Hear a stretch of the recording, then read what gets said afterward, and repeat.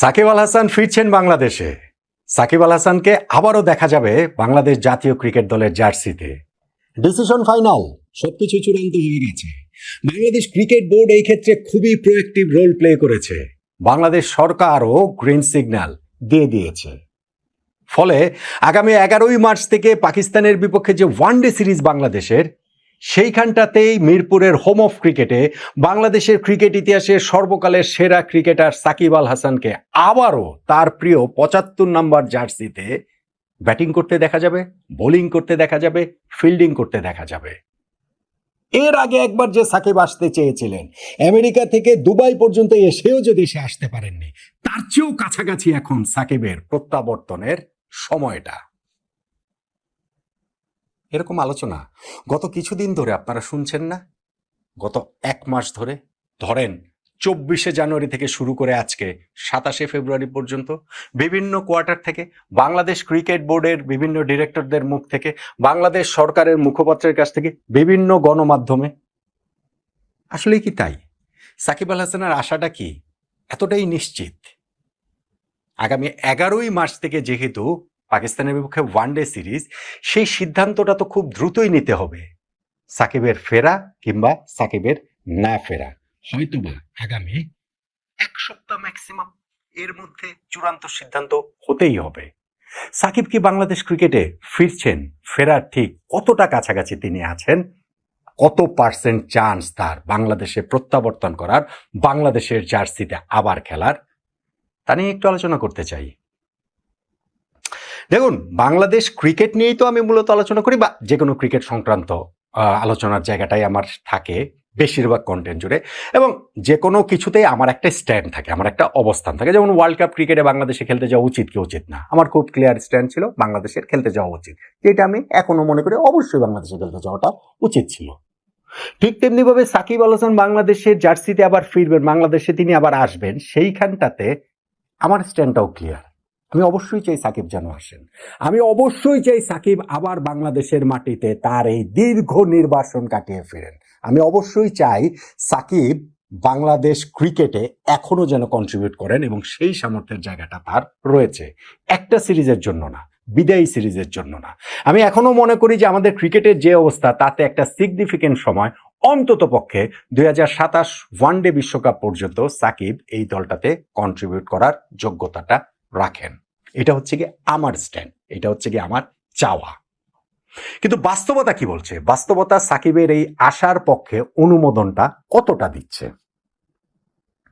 আমি বলছিলাম মাসখানেকেরও বেশি সময় ধরে এই সাকিব আল হাসান কেন্দ্রিক আলোচনার জায়গাটা চলছে, এবং বিভিন্ন ইতিবাচক কথাবার্তা বলা হচ্ছে।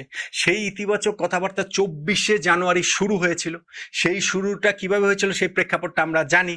বাংলাদেশ ক্রিকেট বোর্ড তাদের মিটিং শেষে এসে মিডিয়াতে বলে দিলেন যে সাকিবকে আমরা ফেরাচ্ছি, ফেরাতে চাই, আমাদের মনোভাবটা সেই রকম।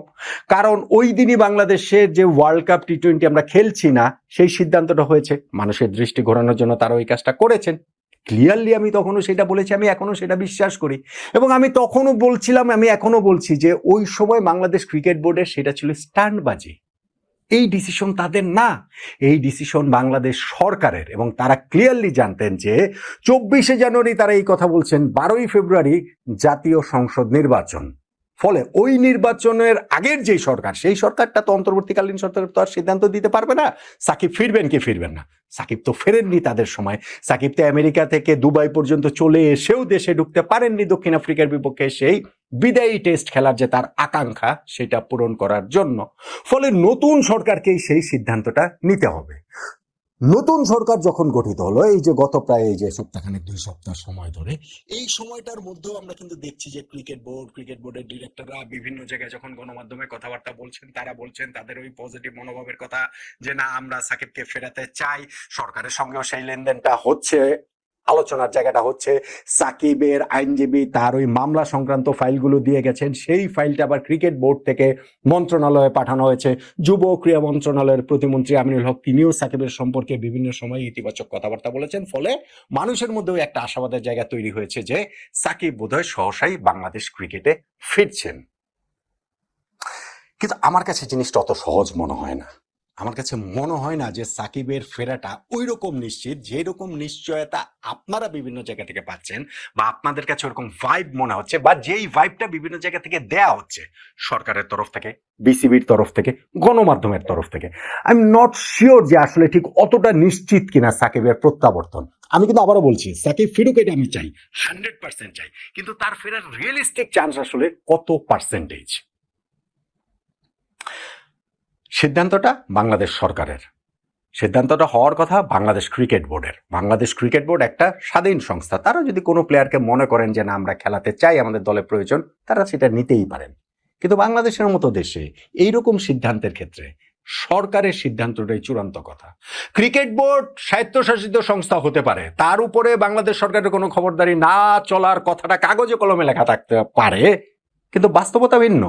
বাংলাদেশ টি-20 বিশ্বকাপে খেলেনি, সেই সিদ্ধান্ত বাংলাদেশ ক্রিকেট বোর্ডের না, সেই সিদ্ধান্ত ছিল তৎকালীন তত্ত্বাবধায়ক অন্তর্বর্তীকালীন সরকারের। ঠিক তেমনি ভাবে সাকিব বাংলাদেশি জার্সিতে আবার খেলবেন কি খেলবেন না, সাকিবকে দেশে ফেরানো হবে কি হবে না, সেই সিদ্ধান্তটাও এখনকার এই নির্বাচিত সরকারের, বাংলাদেশ ক্রিকেট বোর্ডের না। সাকিবের যে সংকটের জায়গা, তার যে রাজনৈতিক সংকট, এবং সেই রাজনৈতিক সংকটের সূত্র ধরে তার যে মামলা মোকদ্দমার যে সংকটটা রয়েছে, সেইটা আসলে সরকার কিভাবে সাকিবের সঙ্গে কোন নেগোসিয়েশনের জায়গাটাতে যাবে তার উপরে নির্ভর করছে সাকিবের ফেরা না ফেরা। সাকিবের বিপক্ষে গণহত্যার মামলা রয়েছে, সাকিবের বিপক্ষে ওই শেয়ার কেলেঙ্কারির মামলা রয়েছে, সাকিবের বিপক্ষে দুদকের মামলা রয়েছে, অনেকগুলো মামলা রয়েছে। সরকার কি এইসব জায়গাটাতে নমনীয় থাকবে যে সাকিব আল হাসান বাংলাদেশের আসবেন, বাংলাদেশের জার্সিতে খেলবেন, তিনি ওই মামলাগুলোতে জামিন পাবেন, এবং তিনি যদি মনে করেন যে এই সিরিজ শেষে তিনি আবার দেশ ছেড়ে চলে যাবেন তার পরিবারের কাছে, যুক্তরাষ্ট্রে যারা থাকেন, সেই অনুমোদনটা যদি সরকার আনঅফিসিয়ালও সাকিবকে নিশ্চিত করেন, তাহলে সাকিব আসবেন। কিন্তু যদি সেটা না করেন, সাকিব শুধুমাত্র বাংলাদেশের জার্সিতে খেললো, বাংলাদেশ ক্রিকেটে তার প্রয়োজন রয়েছে, বাংলাদেশ ক্রিকেট বোর্ডের চাওয়ার সঙ্গে সেটা মিল রেখে, এটা আমার মনে হয় না যে সাকিব আসবেন।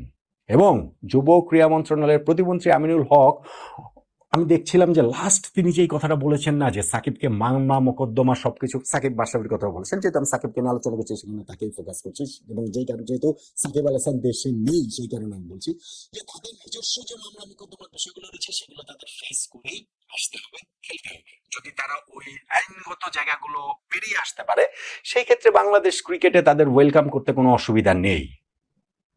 এখন আগামী এক সপ্তাহের মধ্যে এইসব মামলা মোকদ্দমার কি নিষ্পত্তি হবে? আগামী এক সপ্তাহের মধ্যে কি সাকিব দোষী কিংবা নির্দোষ সেটা কি প্রমাণিত হবে? সাকিব কি নিজেকে সেটা প্রমাণিত করতে পারবেন? আইনগত দিক থেকে পারবেন না, প্রশ্নই ওঠে না।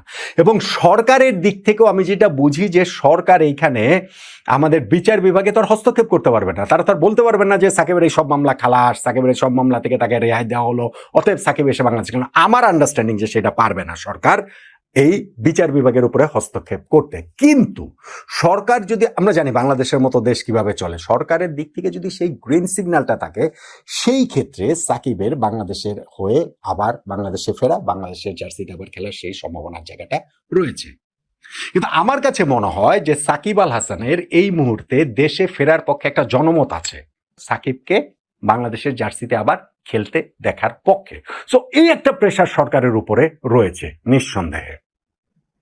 কিন্তু এই মামলা মোকদ্দমা সবকিছু সরকার কতটা সাকিবকে সহায়তা করবেন, কতটা গ্রিন সিগন্যাল দিবেন, এবং সেইটা মেনে সাকিব কতটা আশার ক্ষেত্রে, মানে সাকিবের আশাটা নিশ্চিত হবে, আমি কিন্তু সত্যিকার অর্থে নিশ্চিত না।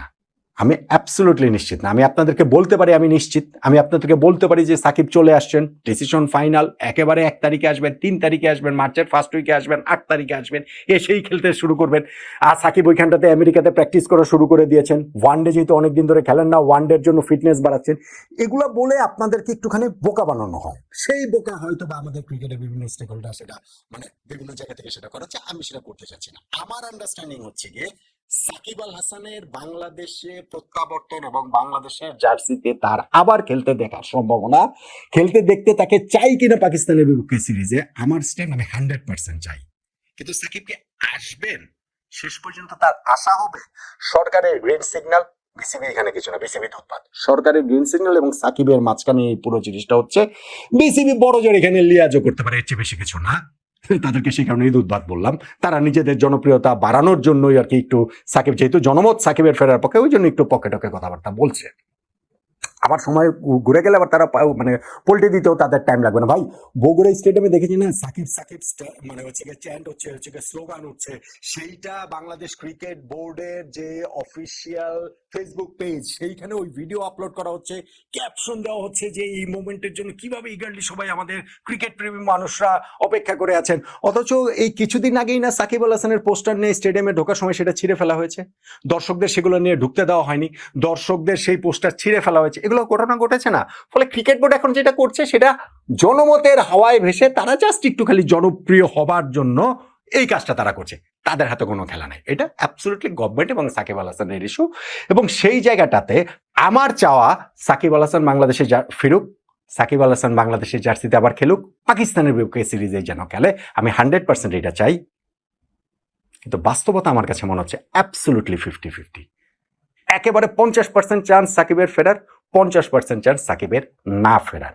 এখানে 51% কোনো দিকে আছে, আমার কাছে সেটা মনে হয় না অ্যাজ অফ টুডে। আমি এই 27শে ফেব্রুয়ারির কথা বলছি। ইনফ্যাক্ট এই পুরোটা সময় জুড়ে আমার কাছে কখনোই মনে হয়নি যে সাকিব আল হাসান ফিরছেনি। হ্যাঁ, অবশ্যই তার ওই যে আইনজীবীরা ওই ফাইলগুলো ক্রিকেট বোর্ডে রেডি করে দিয়েছেন, সেইটা মন্ত্রণালয়ে পাঠানো হয়েছে, গভর্নমেন্ট এই ব্যাপারে হচ্ছে গিয়ে একটু মানে কি বলে চলে যে আলাদা করে দেখবেন সেরকম একটা জায়গা তৈরি হয়েছে। কিন্তু এই সব কিছুর পরও আমার কাছে মনে হয় সাকিব আল হাসানের বাংলাদেশের ফেরা এবং বাংলাদেশের জার্সিতে আবারও তাকে পাকিস্তানের বিপক্ষে দেখা যাওয়ার সম্ভাবনা আমার কাছে মনে হয় 50-50, অ্যাবসলুটলি 50-50।